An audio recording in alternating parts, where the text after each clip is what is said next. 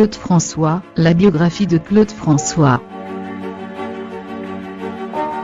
Claude François, également connu sous le pseudonyme de Clo-Clo, est né le 1er février 1939 en Égypte.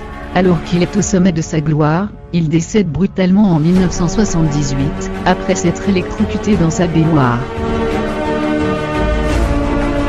S'il passe sa prime jeunesse dans l'opulence des expatriés employés pour la construction du canal de Suez, le retour en France signe la ruine de sa famille. Claude François connaît alors la pauvreté.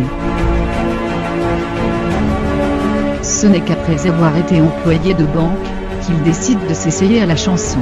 Il suit alors avec assiduité les cours du conservatoire. Renforcé par ce bagage, il saute le pas en 1961, et décide de tenter sa chance à Paris, soutenu par son épouse Jeannette Baulacote, mais aussi Sacha Distel et Brigitte Bardot. En 1962, après quelques échecs, il connaît son premier succès avec le tube Belle, Belle, Belle.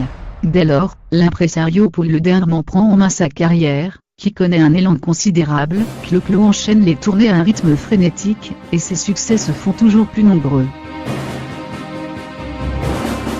Rien que sur l'année 1963, il reçoit 2 disques d'or, et l'année suivante, il bat tous les records et joue en vedette à l'Olympia.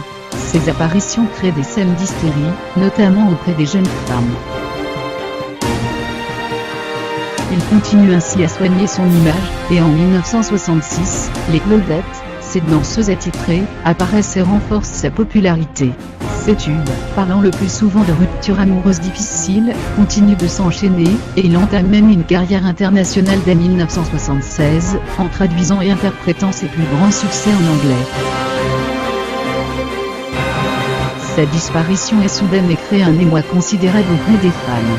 En effet, en 1978, alors qu'il est attendu pour participer à une émission de télévision, il meurt électrocuté dans son bain. Il laisse dans les mémoires ses chansons comme Même si tu revenais, Le lundi au soleil, Le téléphone pleure, Magnolia font rêver, Alexandrie Alexandra ou encore Comme d'habitude, chanson à ce jour la plus reprise dans le monde, et par des grands noms tels Frank Sinatra.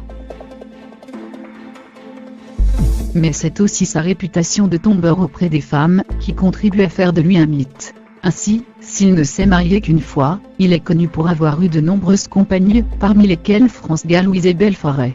Cette dernière lui donna 2 fils, longtemps cachés du public pour préserver son image d'homme libre.